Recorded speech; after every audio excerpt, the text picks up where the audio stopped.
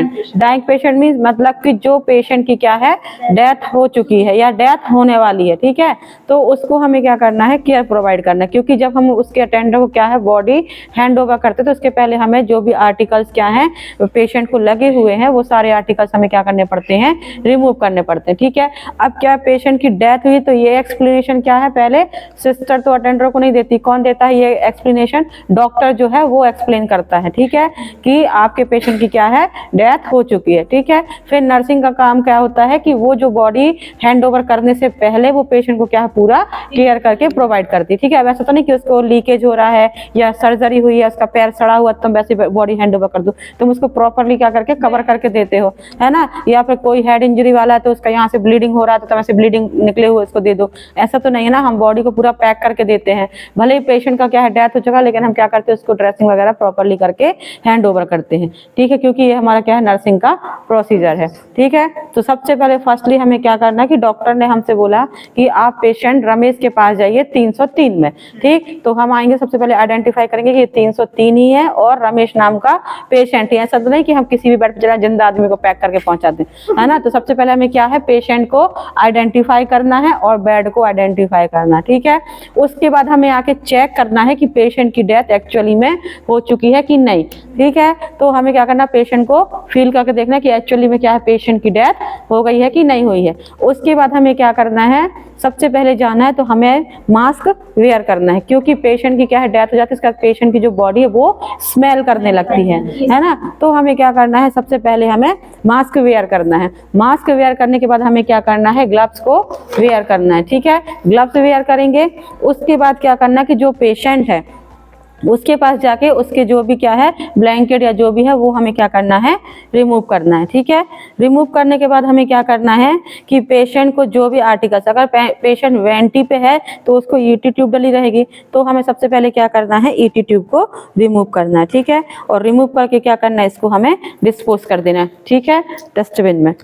उसके बाद क्या करना, अगर पेशेंट को एयरवे डला हुआ है, एयरवे क्यों डालते हैं, क्योंकि पेशेंट क्या है कभी कभी इरिटेट होता है तो अपनी टंग को वाइट कर लेता है ना, तो वो वाइट ना कर पाए तो उस कंडीशन में हम क्या करते हैं पेशेंट को एयरवे लगाते हैं। तो हमें क्या करना है एयरवे को भी रिमूव करना है, ठीक है। उसके बाद क्या करना, अगर पेशेंट खुद से खाना नहीं खा पाता है, ठीक है, तो उसको हम क्या करते हैं राइस ट्यूब या फीडिंग ट्यूब डालते हैं, ठीक है। अगर उसको फीडिंग ट्यूब डली है तो हमें क्या करना है फीडिंग ट्यूब को भी डिस्पोज करना है, ठीक है।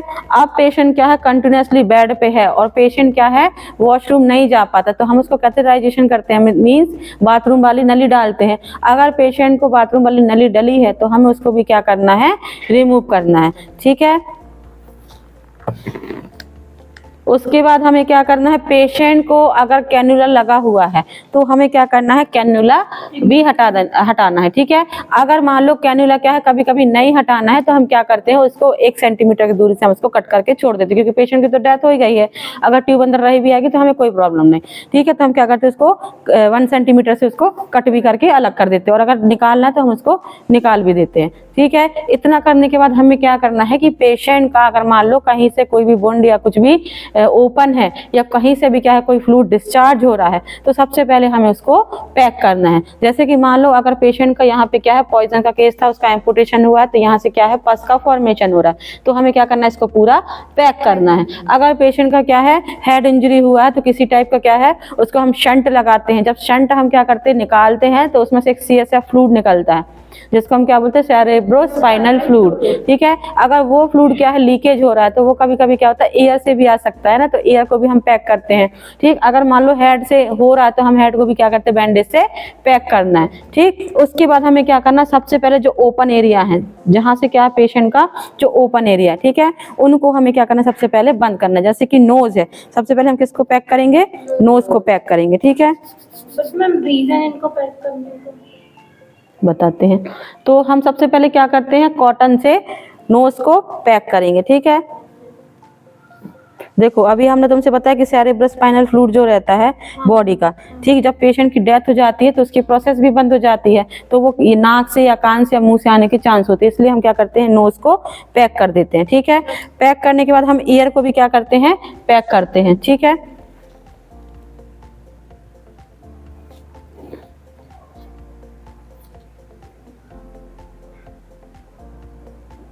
अब इसके बाद हमें क्या करना, अगर पेशेंट का ट्रैकेस्टोमी हुआ है, ठीक है, तो ट्रैकेस्टोमी ट्यूब डली रहती पेशेंट की, ठीक है, तो हमें ट्रैकेस्टोमी ट्यूब को निकाल के रिमूव करना है और इसको क्या करना, पैक करना। कैसे पैक करोगी इसको भी, गॉस पीस लोगी आप, ठीक है, गॉस पीस में इसको बॉल बनाओगी गॉस पीस का और इसको यहाँ ट्रैकेस्टोमी में रख के ऐसा टेप लगा दोगी, ठीक है। तो ट्रैकेस्टोमी भी हमें क्या करना, उसकी पैक करना है। उसके बाद क्या करना, हमें पेशेंट की अगर आई ओपनिंग है तो हमें 1 मिनट तक उसकी आई को क्या करना है, क्लोज करके रखना है, ठीक है, ताकि जब हम 1 मिनट तक इसको होल्ड करके रखेंगे तो उसकी आई जो है वो अपने आप बंद हो जाएंगी, क्योंकि उसका जो मसल्स रिलैक्शन है वो तो खत्म हो गया है ना, तो वो अपने आप जो मूवमेंट हम देंगे वो उसी मूवमेंट में रहेंगी, ठीक है। तो 1 मिनट तक हम उसको प्रेस करके रखेंगे तो उसकी जो आई है वो क्लोज हो जाएंगी। अब पेशेंट का जो माउथ है वो ओपन है, तो हमें क्या करना है, एक बैंडेज लेना है, ठीक है। बैंडेज से हमें क्या करना, पेशेंट का जो माउथ है उसको ऐसा करके बंद करके ऐसा हमें टक कर देना है, ठीक है। टक कर देंगे तो ये माउथ जो है वो अपने आप क्लोज हो जाएगा, ठीक है, और टाइट बांध देना है।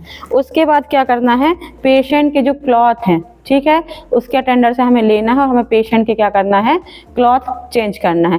क्लॉथ चेंज करने के पहले हमें क्या करना है कि जो पेशेंट है उसके हमें जो पहले से जो क्लॉथ पहने हुए उसको रिमूव करना है, ठीक है। रिमूव करने के बाद हमें मैकेंटोस को स्प्रेड करना है।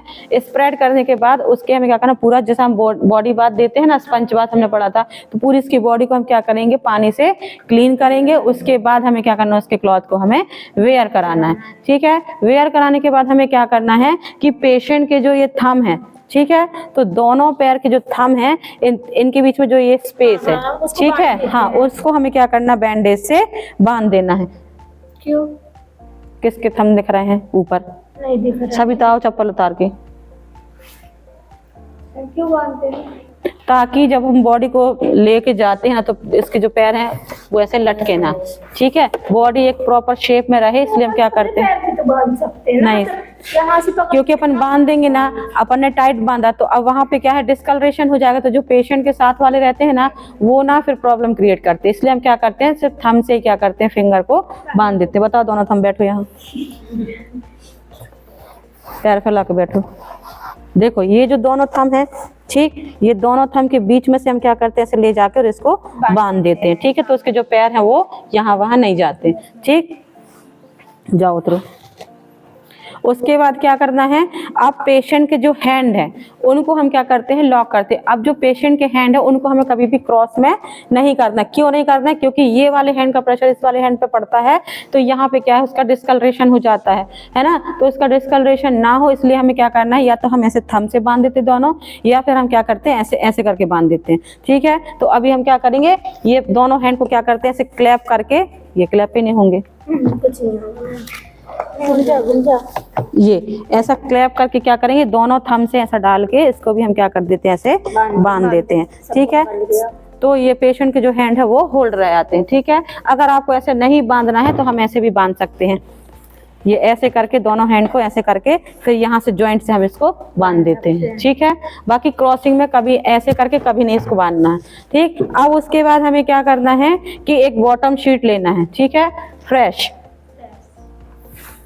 पेशेंट के पिलो को हम रिमूव करेंगे, ठीक है, ठीक है। तो सबसे पहले हमें क्या करना है, जो ऊपर वाला पार्ट है इसको हमें क्या करना है, फेस को कवर करना, ठीक है, उसको वैसे रखो लंबा, ठीक है। फेस को कवर करने के बाद क्या करना है, हमें ये वाला जो पार्ट है इसको कहाँ लेके आना है, यहाँ पे लेके आना है, ठीक है। देन ये सेकंड वाला जो पार्ट है इसको भी कहाँ लेके आना है, यहाँ लेके आना, ठीक है। ये छोटा है इसका पार्ट, इसको भी कहाँ लेके आना है, यहाँ लेके आना, ठीक है।